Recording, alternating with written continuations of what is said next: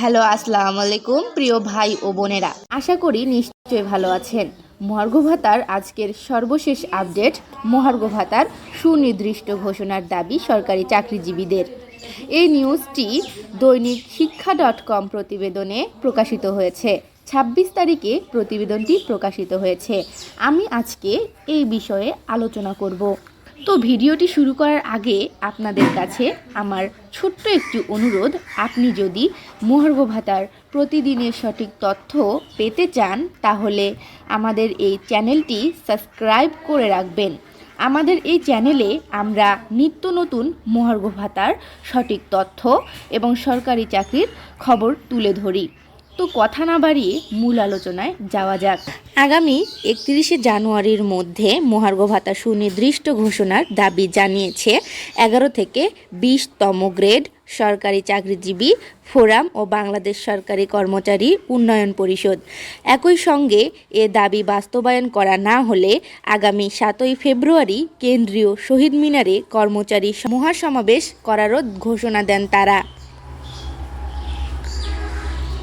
শনিবার 25শে জানুয়ারি সকালে জাতীয় প্রেস ক্লাবে সরকারি কর্মচারীদের মহার্ঘ ভাতা প্রদানের সিদ্ধান্ত থেকে সরে এসেছে সরকার শিরোনামে সংবাদ প্রকাশের প্রেক্ষিতে এক প্রতিবাদী অবস্থান কর্মসূচির আয়োজন করা হয়। কর্মসূচিতে সভাপতিত্ব করেন ফোরামের সভাপতি লুৎফর রহমান এবং মূল বক্তব্য তুলে ধরেন সাধারণ সম্পাদক মোহাম্মদ মাহমুদুল হাসান। বক্তারা সরকারি কর্মচারীদের বিভিন্ন বৈষম্যের কথা তুলে ধরেন। তারা বলেন, গত 10 বছর ধরে সরকারি কর্মচারীদের বেতন ভাতা বাড়ানো হয় না, কিন্তু দেশের সব সেক্টরের কর্মচারীদের বেতন বাড়ানো হয়েছে।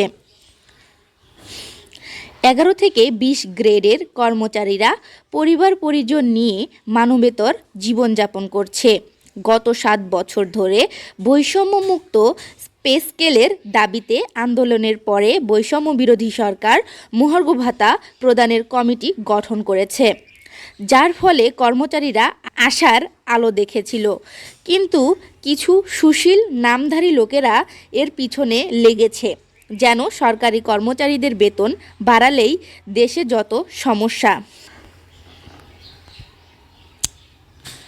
নিম্ন বেতনভোগীরা কত কষ্টে আছে তা বিবেচনা না করে তারা উপসচিবদের সুযোগ সুবিধার সঙ্গে তুলনা করে কর্মচারীদের বিপক্ষে কথা বলা হচ্ছে, যোগ করেন তারা।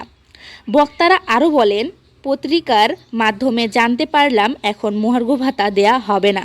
যদি এ ধরনের কোনো পদক্ষেপ নেওয়া হয় তাহলে কঠোর কর্মসূচি ঘোষণা করা হবে। প্রয়োজনে সারা দেশে কর্মবিরতির মতো কর্মসূচি ঘোষণা করা হবে। বক্তারা অবিলম্বে বৈষম্যমুক্ত নবম পে স্কেল দেওয়ার জন্য পে কমিশন গঠনের দাবি জানান।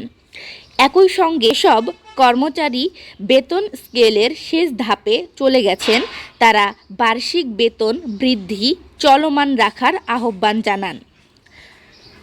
এ সময় অন্যান্যর মধ্যে উপস্থিত ছিলেন উন্নয়ন পরিষদের সভাপতি জিয়াউল হক, সিনিয়র সহসভাপতি আশফাকুল আশেকিন, 11 থেকে 20 ফোরামের সহসভাপতি মোহাম্মদ আলী, অর্থ সম্পাদক তারিকুল ইসলাম, সহসম্পাদক আনিসুর রহমান, মোহাম্মদ শাহ আলম, ঢাকা বিভাগ সাধারণ সম্পাদক আশিকুর রহমান, সিনিয়র সহসভাপতি রবিউল আলম সোহাগ, মহানগরের যুগ্ম আহ্বায়ক মনির হোসেন, কেফায়েত হোসেন সোহাগ, সহসভাপতি ফজলুর রহমান সহ অন্যান্য নেতারা।